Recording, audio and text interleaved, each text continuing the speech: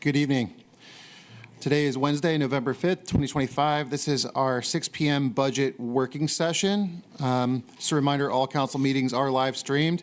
We'll kick things off with our call to order, and then our Pledge of Allegiance, and then our roll call.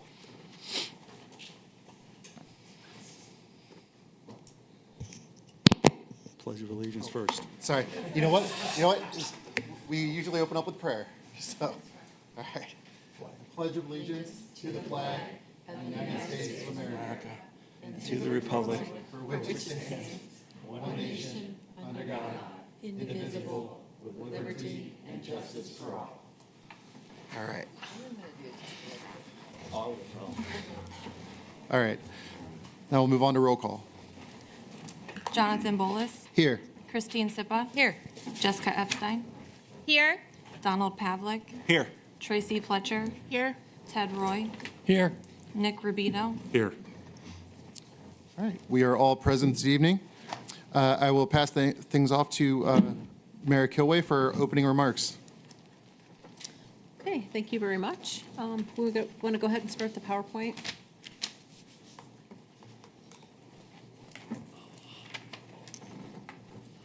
Thank you. All right, good evening, Council President Bolus and members of City Council. It's really great to be here today with you.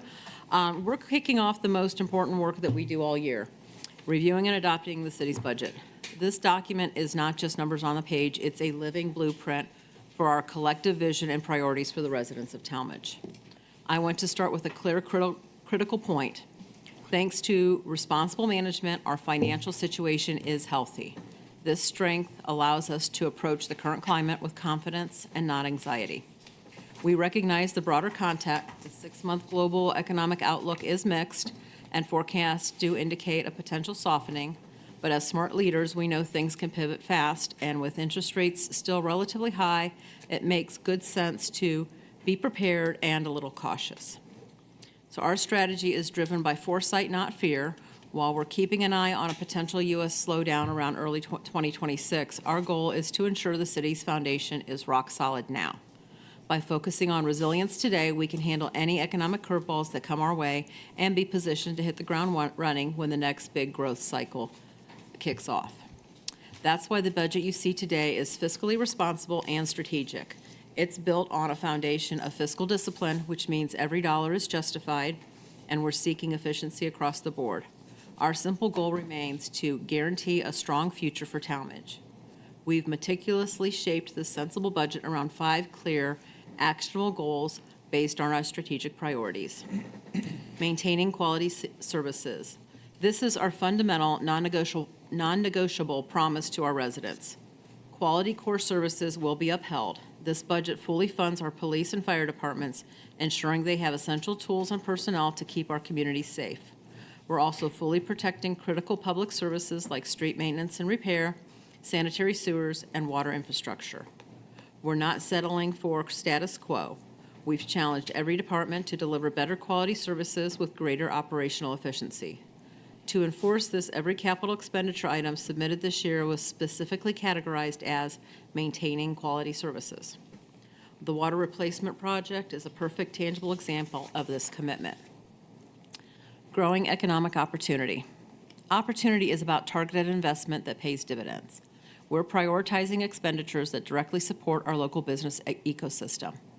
We will achieve this by enhancing support for small businesses to thrive and making strategic investments in the public infrastructure needed to attract and keep high-quality, sustainable jobs.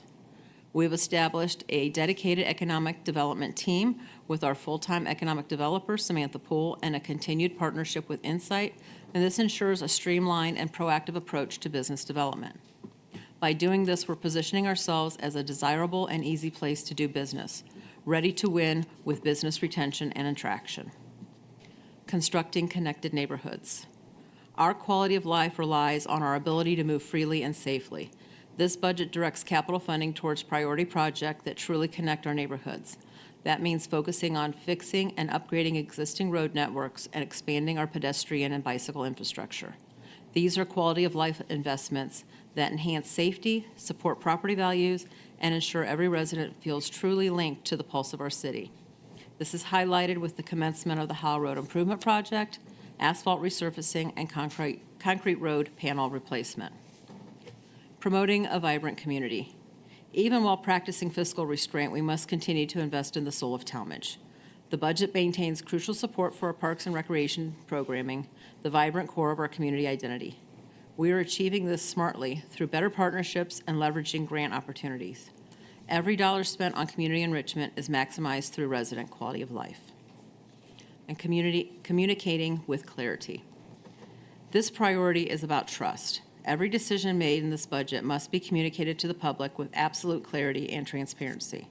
This budget includes enhanced resources to improve our public engagement tools, host accessible town halls, and provide financial data that's easy to understand online. Our community deserves to know exactly how their tax dollars are supporting our collective vision, and we commit to full, clear disclosure. So in conclusion, council members, this proposed budget is all about balance. It's fiscally responsible, we're keeping things lean and tight, but it's also entirely focused on fueling the future of our city by pursuing these 5 guiding promises. I look forward to an open and productive and focused review with all of you over the next few weeks. Let's work together to adopt a budget that's both responsible to our taxpayers and ambitious in support of Tallmadge's bright future. Thank you.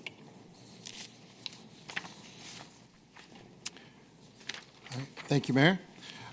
So we'll move on to ordinance 2025-87. This is our presentation for the 2026 budget. This will be given by our Director of Administration, Joe Ignazito. Thank you, Council President Bolus.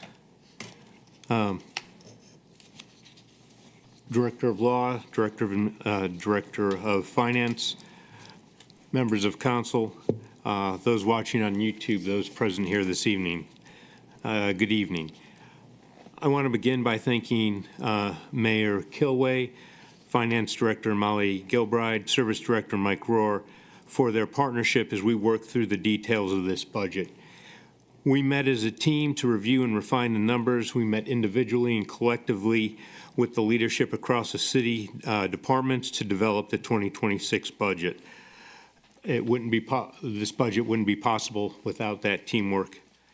Last week, as published on the budget schedule, we met with President Bolus, Finance Chair Pavlik, Finance Committee Vice Chair Sipa to review the 2026 budget and answer their questions. I'd like to thank council members for their time and for their assistance in our budget discussion and for suggestions and for anticipated discussions that we'll have tonight, including the Richardson Trust Fund, which I'll just throw out there now to council members. That was an omission on my part, and I, speaking with Council President Bolus, there'll be a motion from the floor during next week's meeting to amend that and to fully fund the Richardson Trust Fund. As the mayor discussed, the 2026 budget builds upon the foundation we established through the city's strategic plan, and the priorities are reflected in the investments you'll see in the budget this evening. This slide provides a look at the total appropriations for the city of Tallmadge in 2026. This, if you will, is the top-line budget of the legal level of controls of Exhibit A that you all have that was attached to Ordinance 2025-87. The 2026 budget total appropriations request is $60,662,330.26. Last year's budget request was $58,263,684.94. This year's budget represents a modest increase that primarily reflects inflation adjustments, contractual obligations, and capital projects.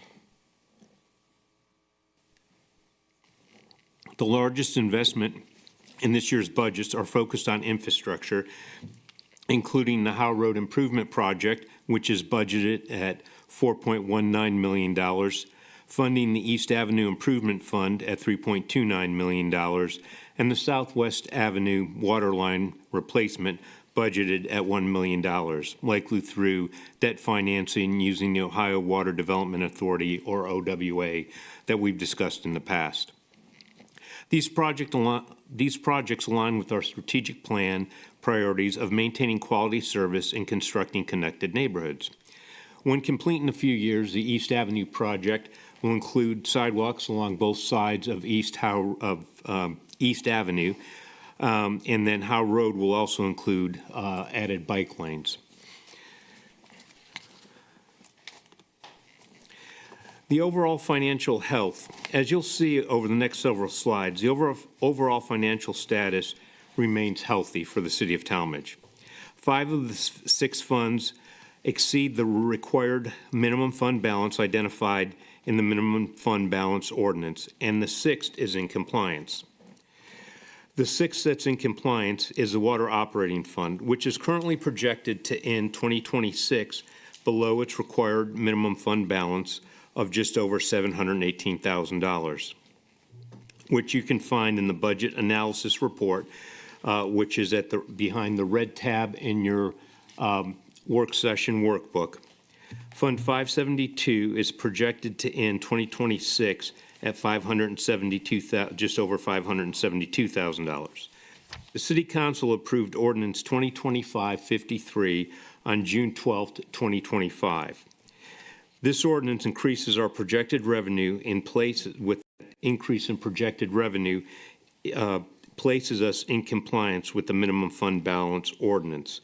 That ordinance places an increase in the on water rates over the next 4 years, the increases began on June 1st, 2025 and conclude on June 1st, 2028.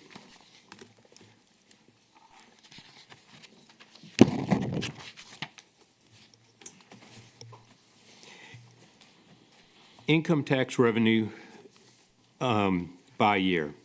For 2026, income tax revenue is projected at $16,265,500, which is an increase of 3.08% compared to the 2025 budgeted revenues, roughly on par with inflation at 3%. Income tax remains the single largest source of revenue and continues to provide the financial foundation that supports the general operations of the city and transfers to other critical funds in the city.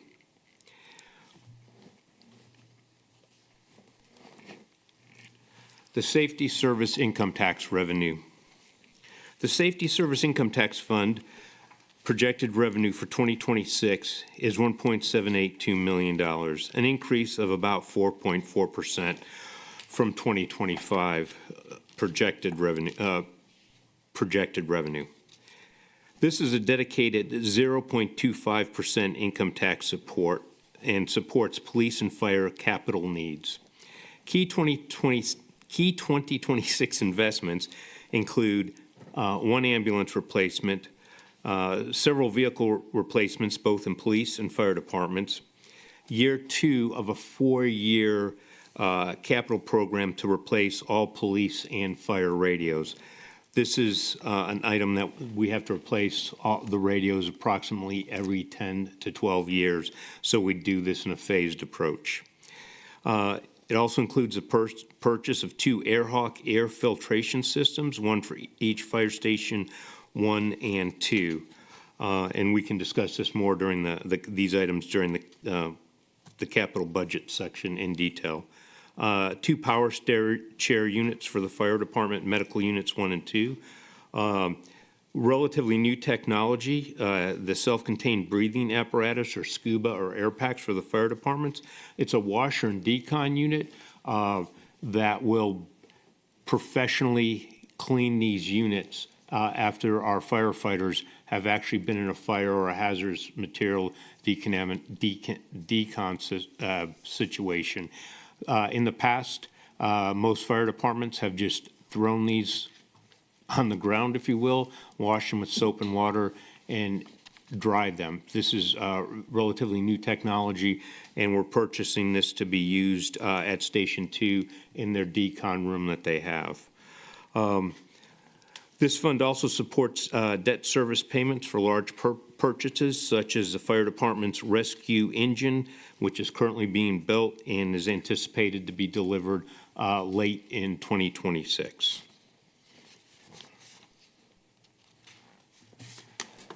The general fund continues to serve as the city's primary operating fund. For 2026, the required minimum fund balance is $4,327,402, and we're projected to finish the year above this minimum. The projected ending fund balance at the end of 2026 is just over $6.7 million. The general fund supports a wide range of services, and this year, just as a refresher, I wanted to list several of those.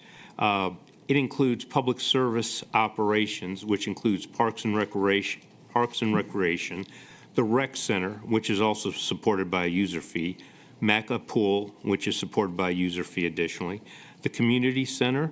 It also supports the public safety dispatch operations, city administration, the law department, the finance department, city council operations, civil service, building maintenance across the city, the manager of information systems, our IT infrastructure, bond retirement, police pensions, transfers to fire and EMS funds, transfers to street and maintenance and repair. As you can see, the income tax revenue, as you can see, the general fund is the workhorse of the city, as is income tax is the workhorse and the dominant funding source of the general fund. Now I want to talk about the general fund year over year. As this slide shows, our general fund balance continues to remain healthy year over year. Maintaining revenues above the minimum fund balance allows us to absorb fluctuations when income tax collection or other may be low or other unforeseen expenditures occur. This stability is a direct result of conservative revenue forecasting and disciplined expense controls across departments in the past. It also reflects the administration's continued commitment to strategic priorities and financial stewardship. We're still $2 million plus above our required minimum revenue here. And as we've talked about, we have several large infrastructure projects that we have not executed in the past several years that we've discussed in the past. And so you see a significant drop. Additionally, we've had COVID funds that started to come in 2021. So we've had excess, we've carried considerably high fund balances over the last several years. And so with our focus on infrastructure over the next coming fiscal year, calendar year, this is where we find ourselves. We're still financially healthy. We're still over $2 million above our financial minimum fund requirement, as you can see on the slide. And as I mentioned, we're usually conservative, and we usually come in higher than what our estimate is for the estimated ending of where we're going to end the year with our fund.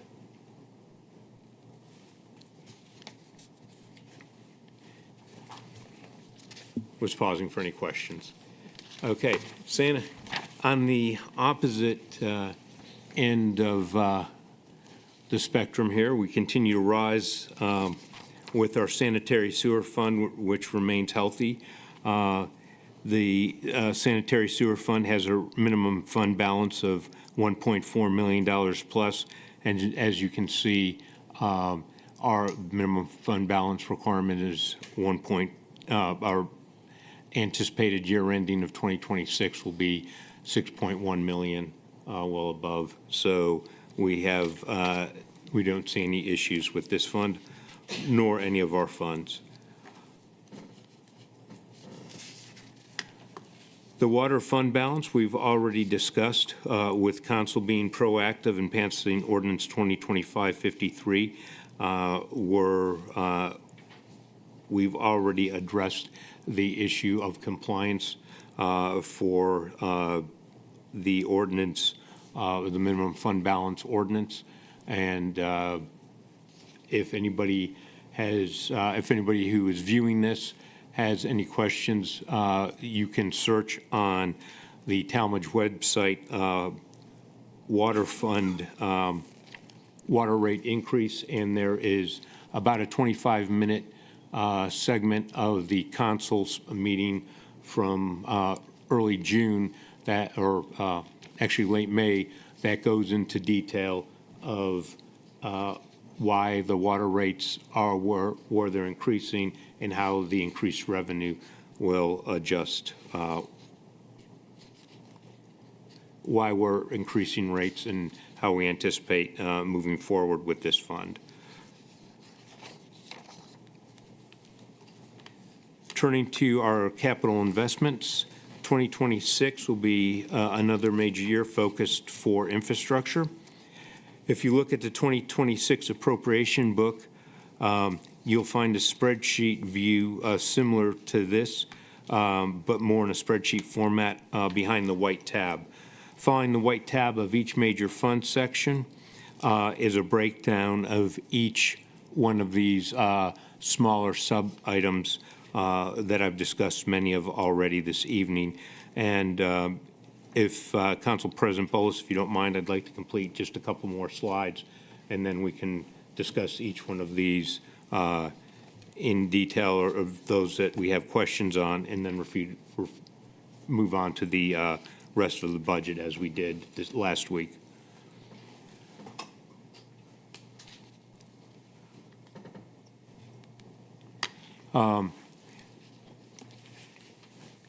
You all received copies of the budget timetable. Prior to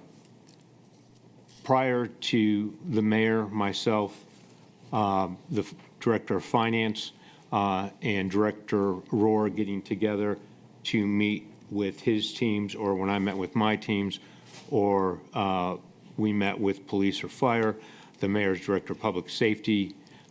Each one of those directors, we met independently with our own departments, and we eliminated projects. Those projects are not reflected in the capital projects that are listed here as deferred. These are projects that when we met as a group, that we actually deferred these projects. So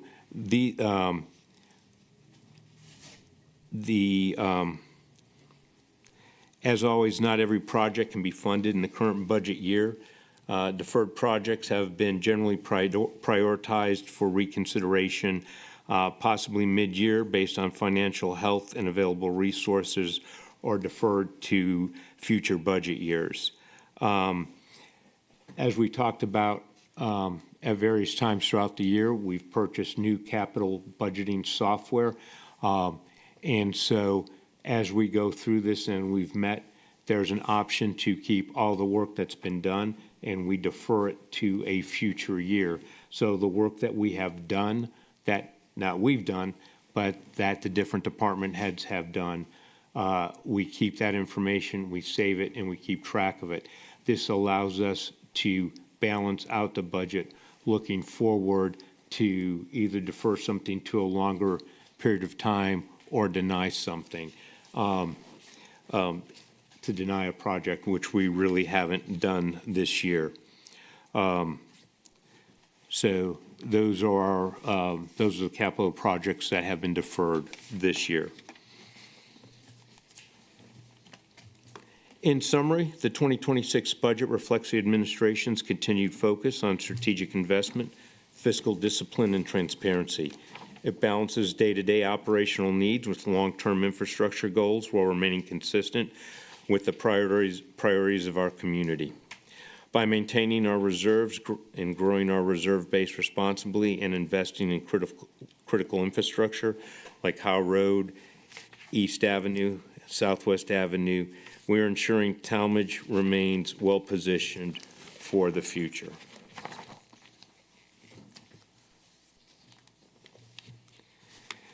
Before I close, I want to extend my sincere thanks to Finance Director Molly Gilbride for her guidance throughout the entire budget season.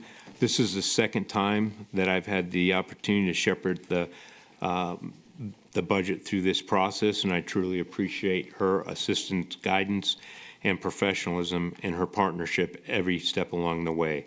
I'd also like to thank all the elected officials here this evening, the Public Service Department, the Street Department, the Utility Department, the Parks and Recreation Department. Thank you for being here this evening. The Police Department and Fire Department, Information Technology, and the Clerk of Council. It's truly a team effort. Without the leadership of these departments and their full engagement in the process, I would not be able to sit here tonight and brief you on this budget. This year, we also introduced a new challenge, which I just mentioned a moment ago, with the implementation of our capital budgeting software.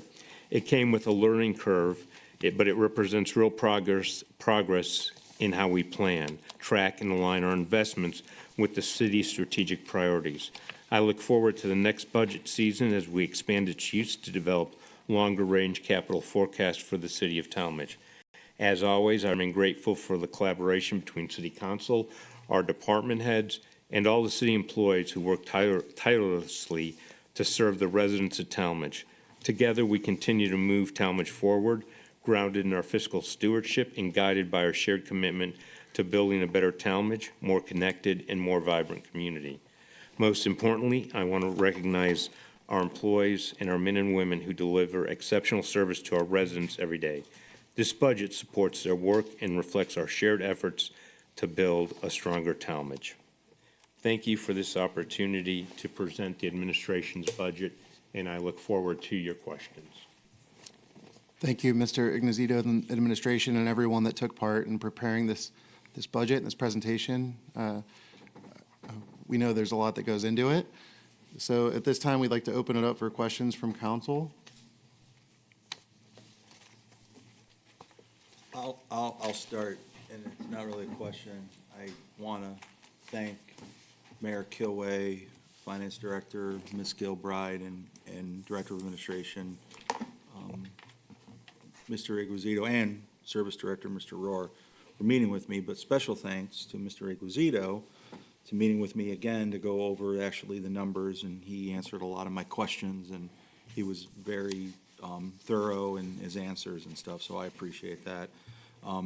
I also welcome I met with Councilman Bolus and Councilman Sipa and Councilman Rubino, and I met with Councilman Roy today to go over the budget, and if anybody else has any questions or anything, and if they want explanation from my point of view, they're more than happy to ask, but there's some things that I think, Mr. Iguazito, we need to talk to with maybe Mayor Kilway's kind of guidance and some of the things that I brought up that we'd be willing to put back in the budget and, increase in the budget. But those will come, those recommendations will come at the council meeting next Thursday. Do we want to talk through any of those at this point? We could if we want. I mean, we can, but I would just say let's maybe leave it for questions if anybody has any questions on generalities in the budget first before we Okay. get to that stuff.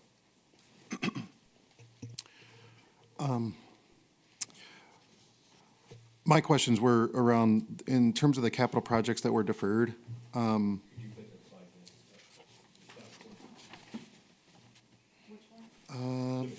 Deferred projects? It's like the last slide.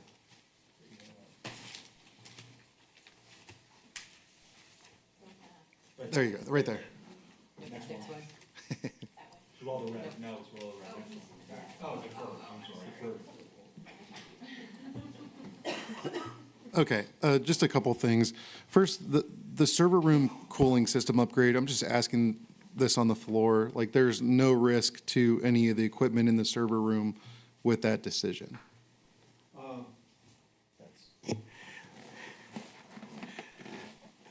For the record, as Director of Administration, OIT, MIS falls under my domain, and I did assume risk in this. It is prudent risk. And so the system has alarmed twice last summer at concerning temperatures. There are systems in place to let us know when that happens. Fortunately, those happened during the day when the building was staffed and not on weekends. So it does run a risk. They are our production servers. So it's a significant investment. We have a new service contract, citywide service contract coming on board. So I'm not sure, where that will go. It is, as you can see, the top half of this list is prioritized, and I did prioritize that rather high. Okay, no, Okay, so I'll interject, because and- that was one of the things I was going to bring up to put back in the budget. So those two things were triggered. What were the temperatures on those 2 days? Councilman Pavlik, one was 83 and one was 93 degrees. 93, and what is it set at, 80, the trigger? It is. 80, okay. So how much did we spend on those servers? Approximately $297,000 in last year's budget. One is stored in that location and one is stored at another location. Yeah, and that's just one server, right? That 297 is two servers. Two servers, and Only one server is in that location we're okay, discussing. all right, okay. So that was one of the things I was going to recommend to put back in the budget, because servers are, in my new role now, I'm dealing with a lot of IT, and servers are very costly, and that contains a lot of information. And it's something that if you didn't shelve or, drop from the budget altogether, that's something that we should highly consider putting in the budget and doing this year. It was identified for a mid-year relook depending on revenues.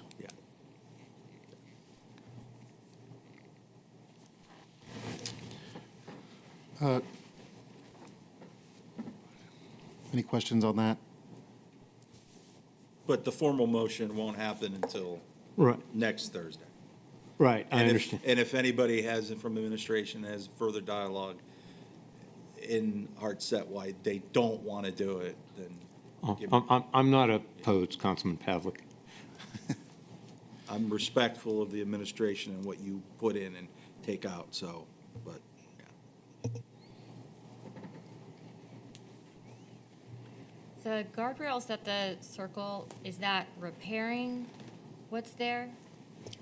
It would be to continue the couple spokes that are not protected right now. They're not areas where we've had a significant history of breaches into the circle, but it would, finish off the circle, and we feel confident that that's something that we can hold off for another year. Okay, I just wasn't sure if it was something that had to do with the guardrails that we installed this year. No, it would be to put the same guardrails around the rest of the spokes that Okay. are not protected right now. And we just felt that, that was one of the ones that, when we're starting to make those hard decisions on what can wait, that was one of them.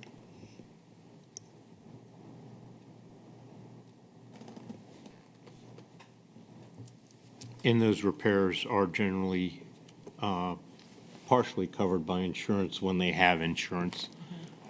One of the recent accidents didn't have insurance, according to Mr. Rohr last council meeting. Of course.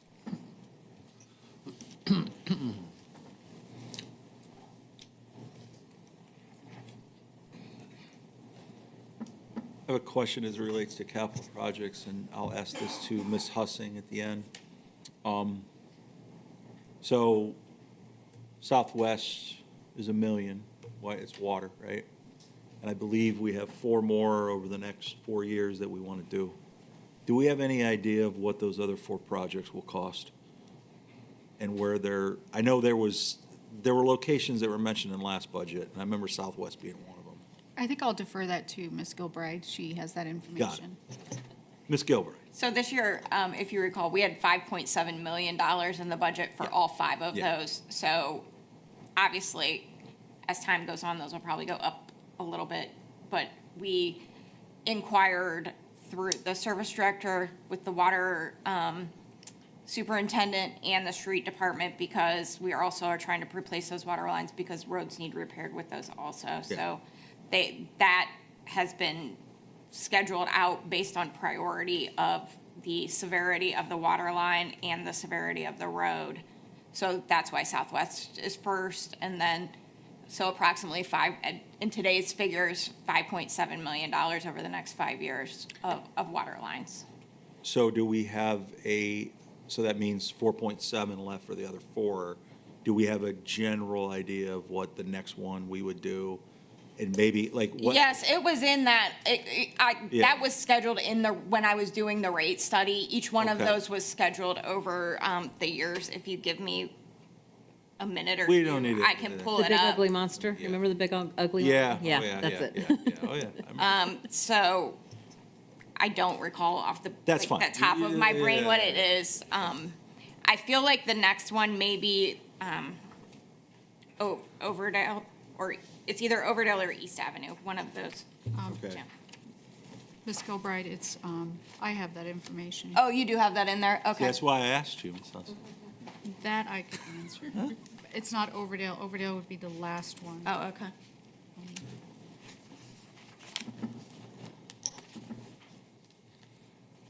I thought I had it right in front of me, but I'm not sure if I'm looking in the right section.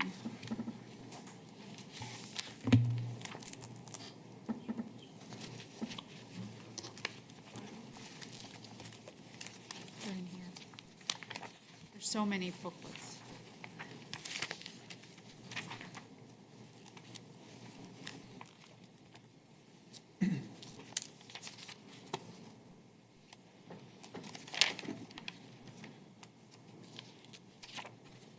I will get you that information. That's fine.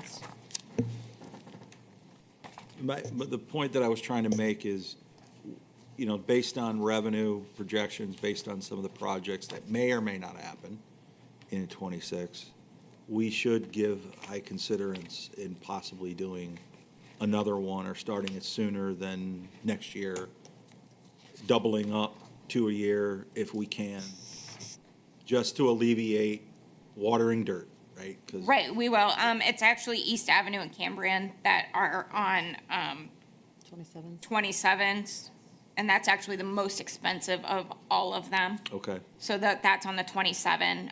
I'm saying That's that. East Cambrian and Greenbrier are all, Yeah, where I'm getting at is if you got one that's like 250,000 or 350, knock that one out, so we got that one, not do the most expensive one. Because I remember last year we were talking about, hey, we don't know of the 5 that we're gonna do the one that we think is the worst. correct, but some of it's strategic also. So East Yeah. Avenue needs to get done because we're gonna be entering the phase of yes, the East of- Avenue yeah. project. So, again, it was kind of coordinated with other road and projects, and it is our intention to also, next year, seek funding for projects that we are not doing, so that hopefully we can kind of start doubling up on some multiple projects.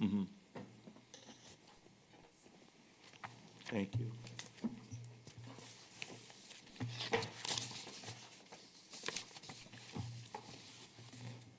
Can you talk through the Fire Station 2 detention, retention situation?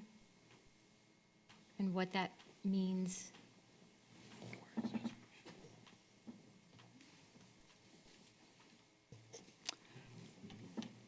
I believe council was informed that there was a adjustment that needed to be made to the stormwater basins, and engineering was done, and so it has to do with correcting the detention basins.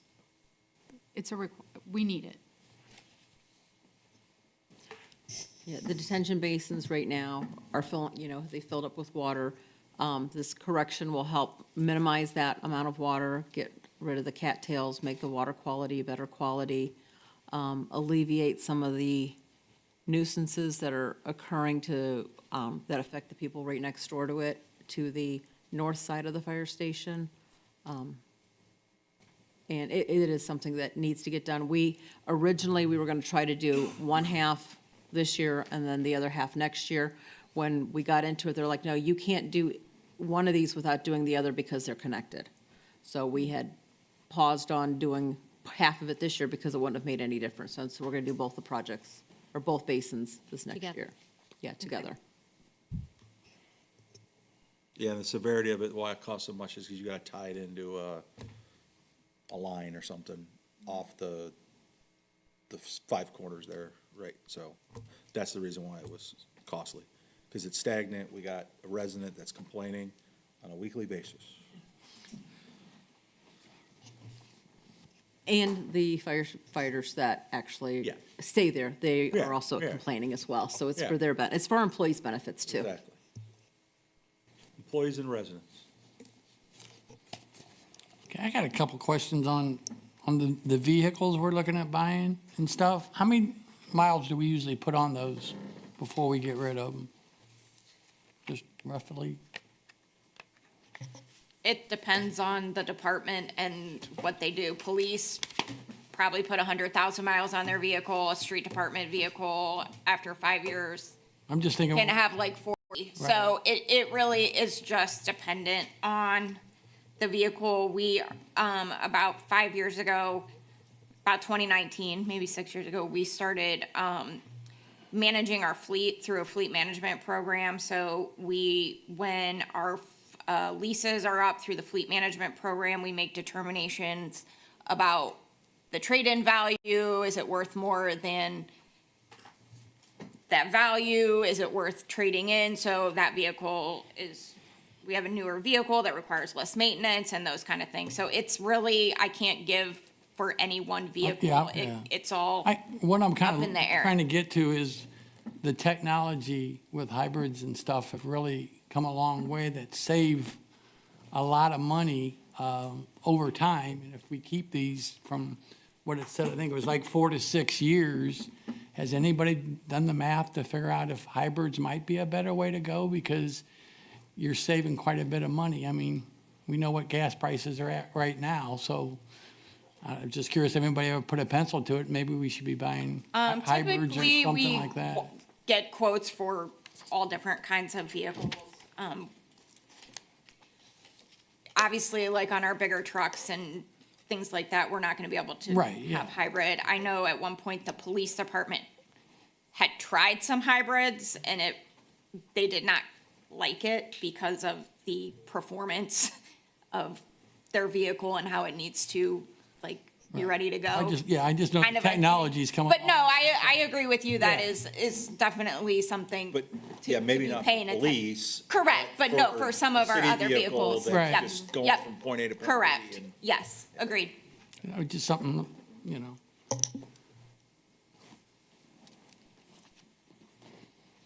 And now that we're starting to have charging stations around, around town, We could advertise that way, you know. Revenue Our generating. city vehicles stop here. somebody likes the one at the rec center. They use it all the time.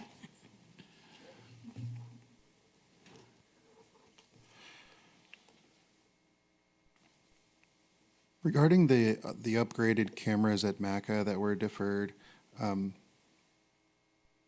anyone just clarify what the upgrade was? You know, is there any concern with, like, if we ever had investigations into just safety incidents at MACA, things like that? It's more of a technical issue, and it's more along the VoIP phone replacement. The cameras are completely operational, and there are very minor security concerns on that. And so we're waiting for the Phase 1 security assessment that council voted on to be assessed. And once we have that done, we'll determine what our actual replacement schedule will be, and it'll become something along the lines of the 4-year, and it'll be much larger than that, replacement schedule we have for the radios, but we'll sequence something that's technologically appropriate and security-wise security line appropriate. So we have, we've added an additional camera at MACA to cover a security concern that we had, that an area that wasn't covered. The parking lot is covered, all of MACA pool is covered. So the cameras are all operational, all the exterior areas. There are actually, all the public areas are actually covered by a camera at MACA pool, I should say, and the parking lot immediately adjacent to it, in the entryway. I mean, so it's well covered, and the quality is fine. We have a OIT has a fund to replace cameras if they break, and they're the quality of cameras that we get last for quite some time. We've replaced a few buildings this year because they were well beyond the life, and we had some operational issues. But right now, I feel very comfortable with those being deferred. I know Jessica's, Miss Simpson is here. Simpson? I mean, oh my God, Simon. I forgot she was here, and it's like, so, but that's, so if you'd like to add anything. No, you got it. Coverage is good. Coverage is good. Yep. Thank you. I appreciate it.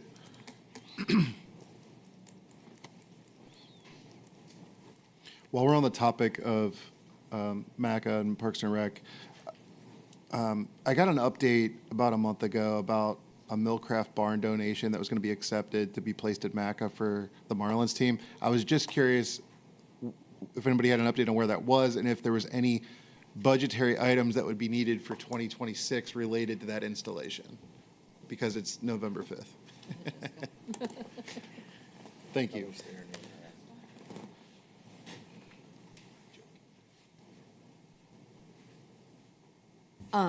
Yes, so that donation has been, I believe, almost fully installed. Oh, okay. I know they were just putting down the gravel for underneath it. Okay. And what that was a storage area that the Marlins were donating so that they can keep their stuff there. It's kind of beneficial to all of us because now we have more storage for our own pool equipment in the pool area, and the Marlins will have their own separate storage area as well. So I believe Ryan said it has to be off the lot by sometime this month, November 21st potentially, so we will have it installed by that time. Okay. Yep. All right. Thanks. Great. Thank you.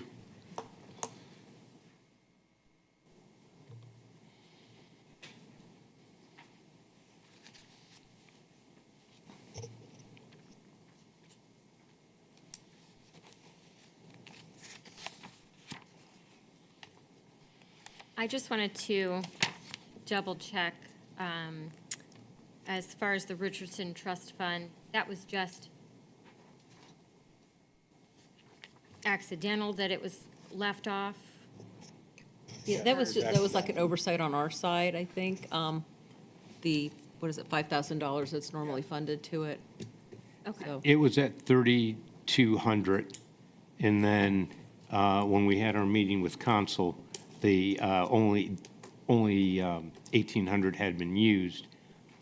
I was unaware of some issues behind the access to the funds.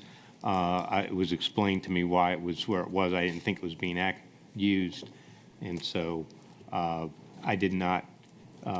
When we had that meeting, he asked about putting it back in, and it fell off of my notes and getting everything ready. Okay.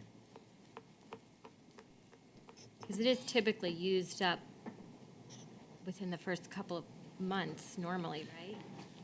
So once the funds are given to the Richardson Trust Fund Committee and their access, usually within a couple months, those are gone. Yes. Okay. The committee, we met in February, and the committee, we discussed as a group about not funding certain items in there to try and make the fund last a little longer because of the cost of utilities going up. and whether or not we were going to do rent or not.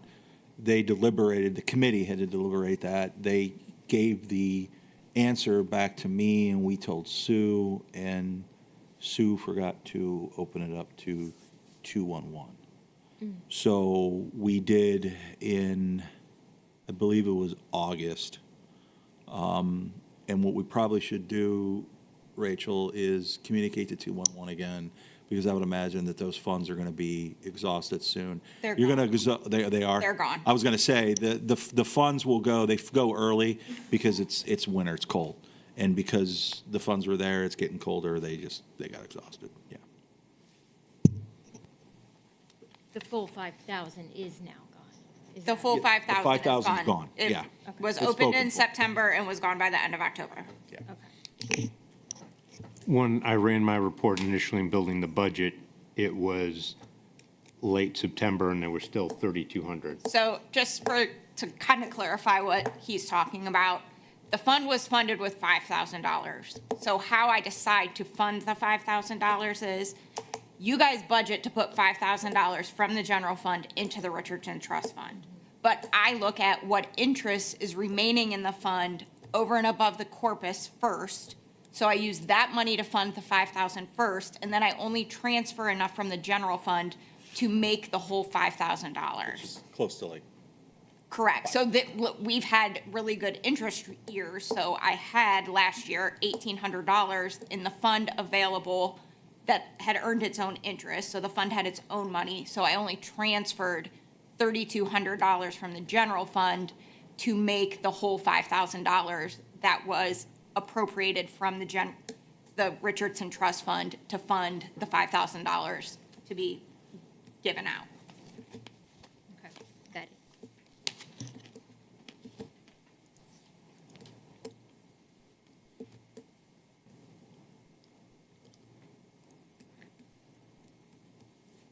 Are there additional capital questions? Because I'm looking at expense lines at this point, or?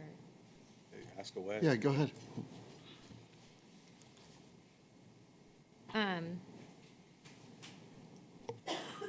705, 53, 400, economic development. Page 6.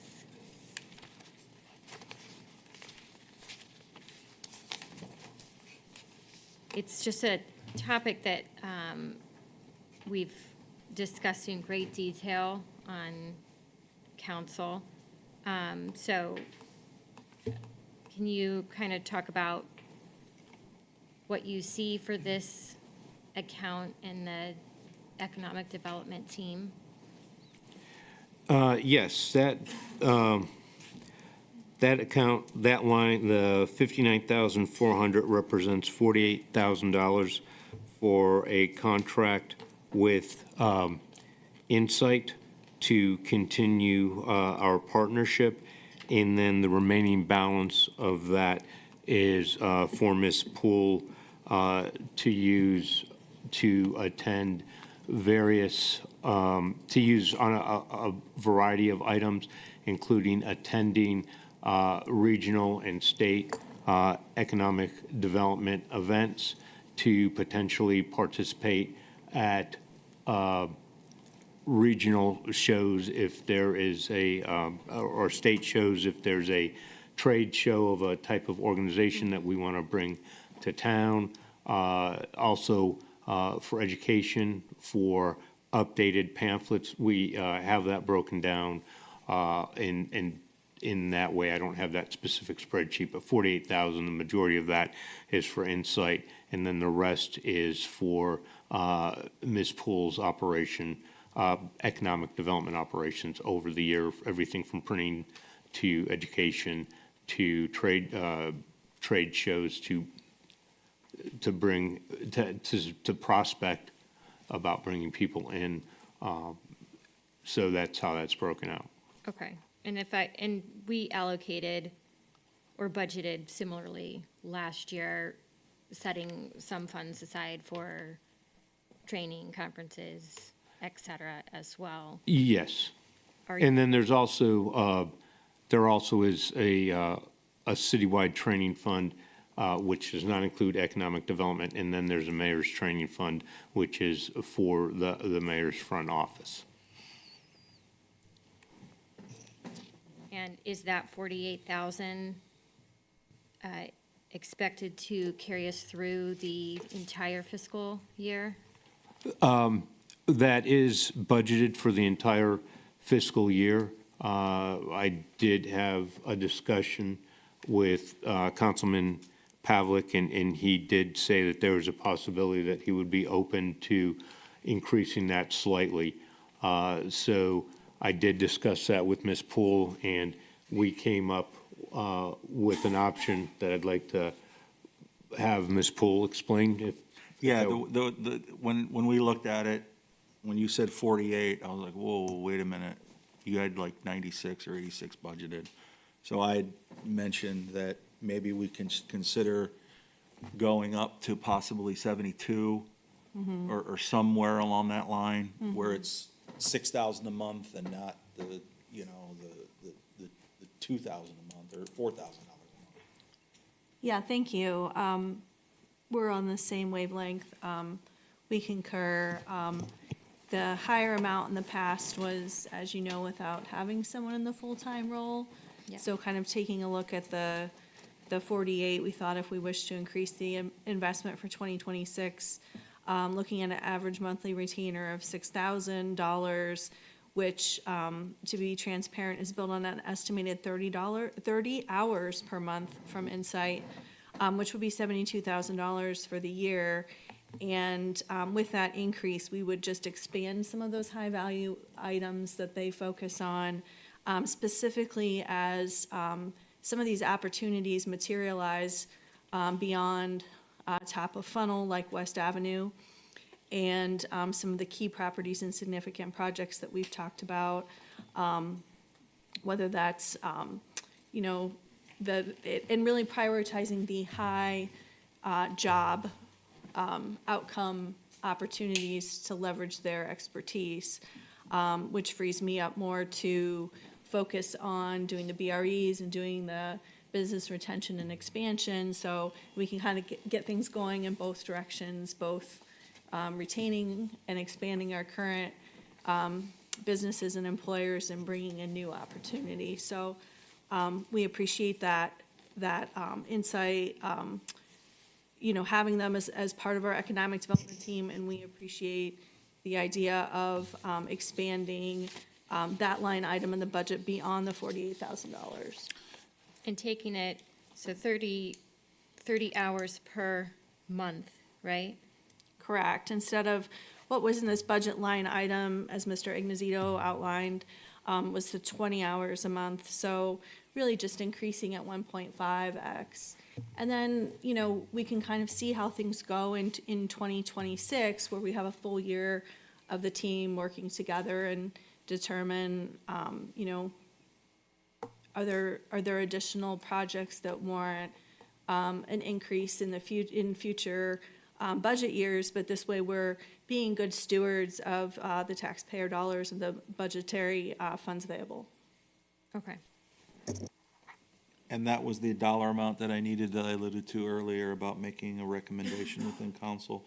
The other recommendation I was gonna make is we also had budgeted last year a $50,000 placehold for the CIC. The CIC, wasn't it the last CIC? No, the last CIC meeting got canceled, correct? I think it got canceled. It did. We did not have a It quorum. did, but I know we were We did not forming have a committees Yeah. to talk about grants and stuff, so I wanted that Correct. earmarked in the budget. So that was the three things, Those committee meetings are calendared for this coming Monday, November 10th. And one of the action items is to discuss the potential of, implementing micro funding, if you will, like micro loans and micro grants through the CIC. So the three things were the cooling for the servers, the Insight, unknown dollar amount of time, and now we've got it at 72. I recommended 72, so thank you. I concur. And then thank you. additional $50,000 earmarked. And trust. and Richardson Trust. So 4.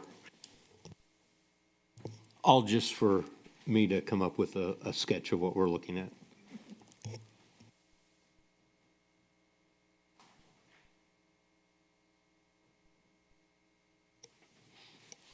When it comes to line items for personnel, salary, and wages, for 2026, do we have a breakdown of kind of if there are net new positions, to be posted versus, budget line items for positions that are already filled this year, or that we anticipate will need, backfilled, things like that?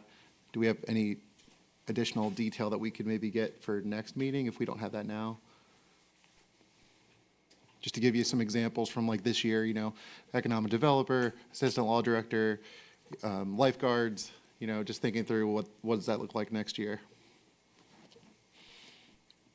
The grid ordinance, if you will, are the changes that we have projected. The only, I have it here, I have to pull it out. The new positions that come to mind are the, is a second part-time receptionist, and then for public service, we are looking at removing the part-time zoning inspector, and then they have taken the position to the comp board. It has been evaluated. They've added additional job responsibilities to that, and so they've moved it to full-time, and it's been moved to a pay band 5. That's the second new position, and I don't recall any other. Zoning inspector is the title, yes. A full-time zoning inspector is it changed from the part-time inspector to a zoning inspector, and then a part-time receptionist. And that is all that is that is the only, those are the only additions to the grid. There's some minor administrative changes. The economic developer's position is being changed from planning director / economic developer to just economic developer. Her job, the job description for that position is aligned more with economic developer and just supports planning, and that's how that job description was rewritten before it was posted.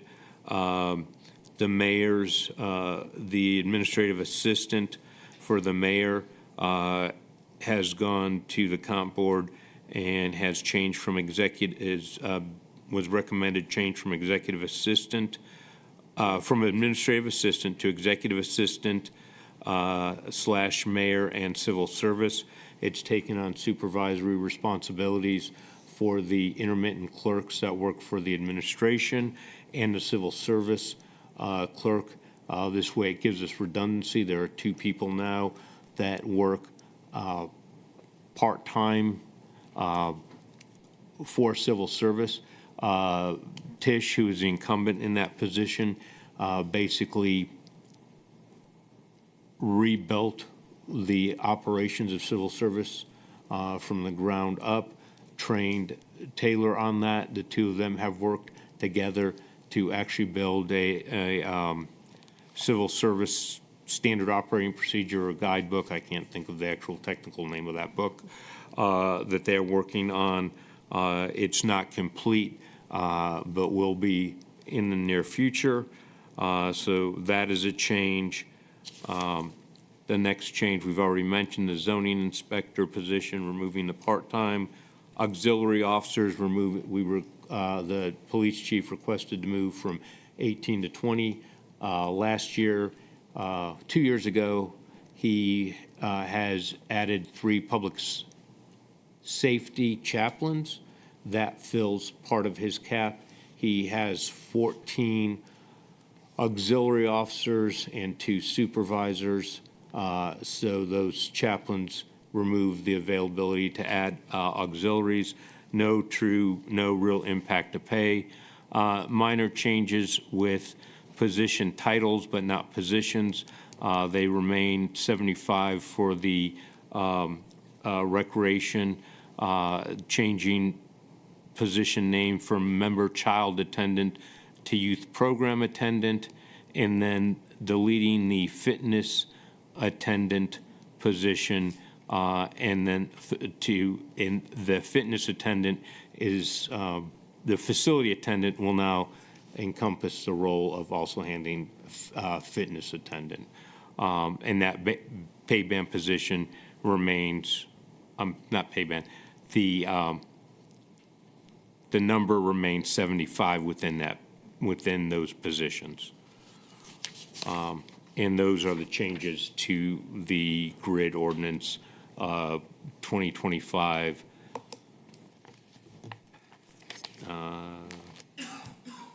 I'm sorry, I don't know which ordinance number that was for this year. The edit's hard to read. So those were those are the, yeah, it's 66, but I don't know what the new number is. Right. Is it 66? It was 66, but I don't know what the new number is. 54? No, Pardon? it, No. no. So those are the changes that have been made to the grid. Okay. It would be good to get clarification on what ordinance number that is.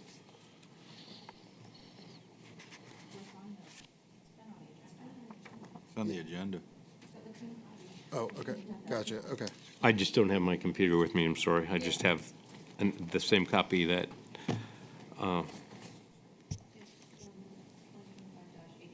Thank you. Question for Ms. Gilbride. When you did the 2025 budget, I believe you factored in an increase in benefits, which turned out to be zero. Correct. Okay. So I wasn't at the last cost containment committee because I was out of town. What happened for this year for benefit increases, and did we offset any of those increases with our fund balance? We, for 2026, we have a 4% 4%? increase. Okay.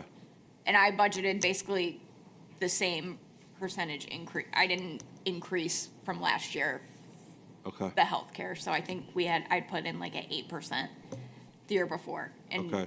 we got that after the initial budget was presented, so I have not offset that, but we can definitely, if council would like us to go back and do that for an amendment, we can do that. I will not have at the time, obviously, the elections, because those aren't gonna be due till the end of November, so I won't be able to make, Yeah. if we had any major election shifts by people, that could affect it if I take it down to, Yeah. you know, Yeah, no. having a little extra counteracts the fact that people are coming, you know, they may change. They go from a couple to having a family. So kind of a little bit of cushion in there helps with those kind of changes that are going to occur. So that, because predominantly, I mean, there's some that increase, but just predominantly they go down. And that's what I was getting at. It was a function of the budget being higher than what we budgeted last year, because we budgeted an increase Correct. and it was zero. And then But- now you're kind of correcting it, and then you've got employee shifts with families and all that. Yes. So it's your best, I don't want to use the word guess, but it's your best estimate. Well, a budget Yeah, is a guess and yeah, an exactly. estimate. No, exactly. And I mean, to be quite frank, as I'm looking through the salaries after the union contracts have settled, that healthcare increase is allowing us to probably have minimal salary reappropriation, so we're gonna be able to offset, while the salaries came in much higher than we were anticipating increase, because we had that benefit decrease, there's not going to be a significant amount of salary reappropriations because we're able to offset the Yeah. wage increase with what we anticipated the healthcare increase. How much That is- didn't occur. How much is in our fund, the healthcare fund for the employees? How much is in that balance as of today? As of today, we're about $1.2 million So it's increased, yeah. in our fund. We actually got the 4% increase. So what we negotiated with our healthcare plan is they actually came back with a 7% increase. They felt we should. That's what I asked. So, because our reserve is so significant, we negotiated with them that we felt we would be comfortable keeping, because our employee costs are driven by the premium, we decided that we would like to use some of that 1.2 million carryover to keep the percentage increase down, so that was less impact on our employees' overall contribution. How much was that cost? It's To take it from 7 to 4? well, the cost will be based on claims. So Okay, all right, okay. there's no It's like. gonna okay. Correct. The estimate is that it would probably dip in about 250,000, I think was around the number Okay. that they were estimating if all the But it claims dep- it come in the depends way on they were claims and actuarial calculated and all. timing of it. That stuff, but it's all gonna kind of be based on, how the claims actually come in. But yes, it was approximately about 250,000, I think, was going to be what we were exposing our carryover to. But our carryover was healthy in that fund, so we could afford to allow that to drop down. So we decided that would be the best way to use that, to buy down that percentage increase, so our employees didn't experience a higher increase, and then we continued to have a larger carryover than we needed to in that area. Thank you.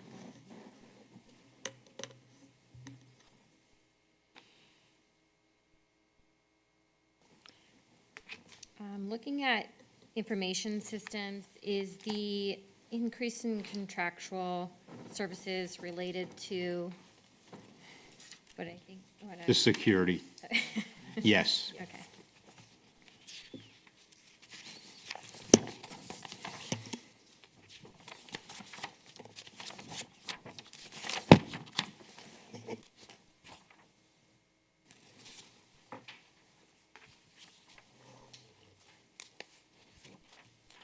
Are there additional planned city events? It's not a huge number, but the percent change is in that line item.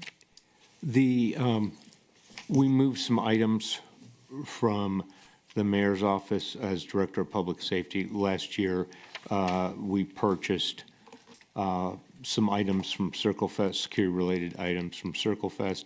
We also increased the cost. There was a cost increase for the annual service award, longevity award events for the number of personnel that received awards for longevity with the city of Tallmadge. I have a list of items. I actually did not bring that folder in with me. I have an item listed as 750, which is at that capital fund that we added to. The big things were some security-related items as Director of Public Safety, but that impacts the whole city. Increases, as I said, for that. And then we also moved some membership fees such as AMATs, which is the Akron Metropolitan Area Transportation, which is, as a member of that, we receive, that's how we submit our, for state funding for our roadways, such as East Avenue. I don't sit on this, I'm not part of that, you're Mike. Yeah, so like our East Avenue Improvement Fund or our East Avenue project, which the administration has been worked on that for over 10 years. That is through AMATs. It's typically like a 80-20, 90-10% mat, or, cost sharing with that, and that's through AMATs. So like East Avenue, by having the membership into AMATs, we're able to submit to them these projects and get the state funding, and it's like, well, our cost benefit is great on that. The East Avenue project will receive I believe it's over $8 million to do East Avenue. So that's, So citywide type memberships, I moved out of the mayor's office, which I've sat in there, and moved those into general administration, which are citywide type funds. So you'll see, so the mayor's administration, which is like down 5.9%, is really just a transfer from basically those that have really been in the mayor's office, but are more a 750 item because they affect the whole city and not just administration. Okay, so more just some reallocations. Yes. Ms. Gilbride, the water, I know it's going to be in second reading at council meeting, but the water contract, the payment that we owe the city of Akron, where is that? That's in the general administration It's in the department, yep. What line item is that? It is, Is it the, income tax refunds, Tallmadge? no, it's the one, well, I actually just changed the name to say Akron Water Contract Payment, so it's clearer, because it's not anymore. It's the one that says JEDZ Tallmadge Zone, there's okay, yeah, 465,000. 465, that's Yep. what it is? Yep. Okay. But you changed that account to say, I did change the name all right. to say, to read Akron When- Water Contract Payment, so it's more clear. It used to be JEDZ, but It- they're all with the water contract, so The I would. numbers kind of stood out to make it look like that, and I had asked Mr. Iglesito about it, he was like, oh, I gotta give Ms. Gilbride, I'm like, that's okay, we could save it for this meeting, but that's what I kind of. Yep, that's what that is. Okay.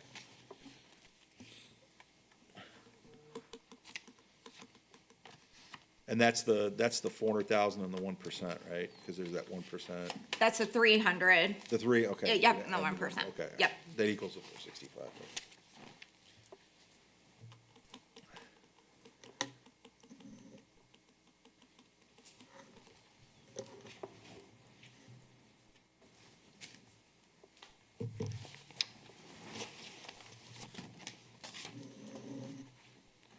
Just one question on the rec center too.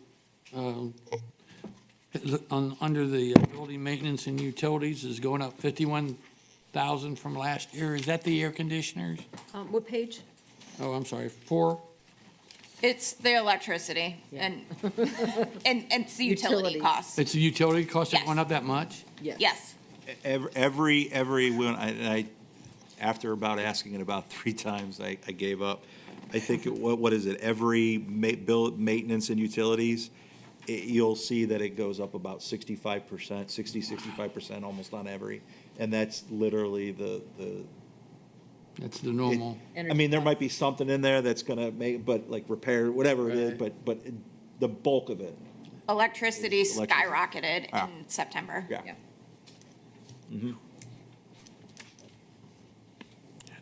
It has. I've seen the bills at work.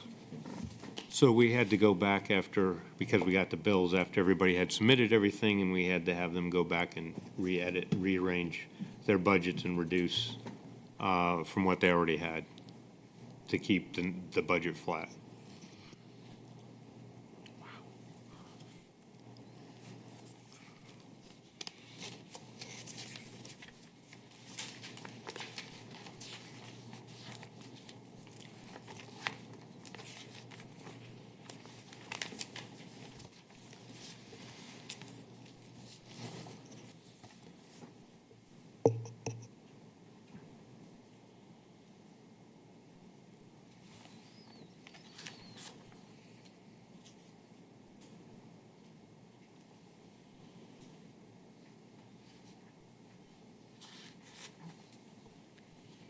Sorry, I was just giving everybody a few minutes to just like look through this. Oh, Any, go ahead. No, go ahead. for this is police capital, the speed signs, are those like what was installed on Howe Road, or is that something different? It's 2 more just like the ones on Howe Road. Okay. Do you have locations in mind, or how will you determine? That will be up to Chief Bohan. He has not discussed where he was going to use those at this time.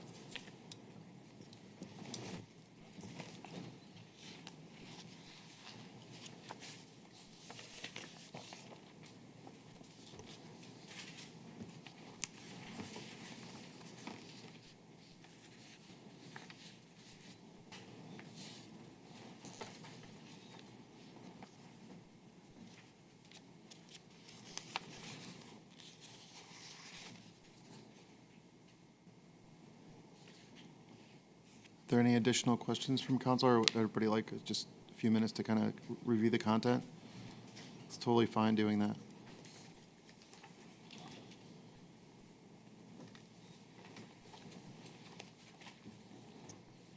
And as always, I'm available. If you have any additional questions, I'm more than happy to set up a meeting or give me a call, and I can either answer the question or track down the answer. Molly's always happy to see me. Miss Gilbride's always happy to see me at her door.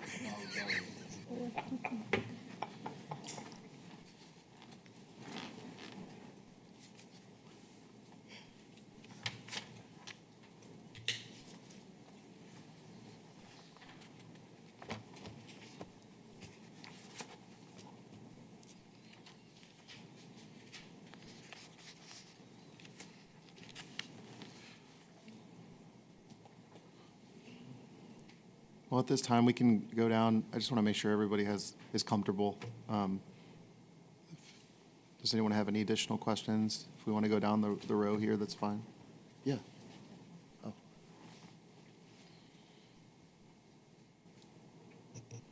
I'm good. Okay, that's what I was getting at. There's no rush. I'm good. I'm okay. I think so. We have a total of, was it 4 anticipated amendments for the next meeting? Is that right? Yes. Yeah. To recap, Richardson Trust, the IT servers, that's 1, that's 2, and then there'll be Economic 2 within the economic development, which would be the increase for the inside contract and the earmarking for the 50,000 for the CAC. Good question.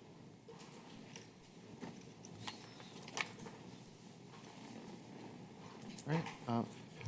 I'm good as well. Mr. Ignazito, thank you for meeting with me twice last week. It helped a lot with the preparation and the administration as well. Any other closing remarks, or I don't think we need an additional meeting?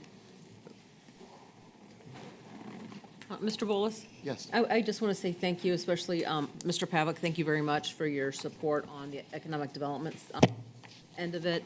You know how important that is to me and to the future of our city, and I really appreciate your support in keeping our team together to help do better for our city. So I just really want to thank you for that. Well, I have to say that their presentation last meeting is what we wanted to see for the past year, and that was good. So thank you Yep. for that. And You're arranging welcome. that and having them come in. And we still want to keep that going in 26. Absolutely. Yeah. Yep, it'll be on a scheduled Yeah. quarterly basis, so thank you. Appreciate that.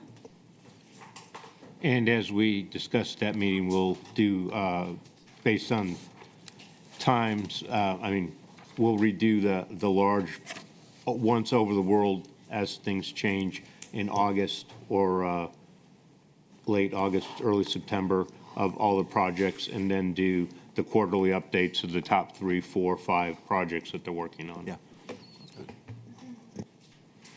All right, so I'll make a motion to adjourn. Second. we have a motion and a second for adjournment. Clerk, please call the roll. Christine Siba, Yes. Jessica Epstein, Yes?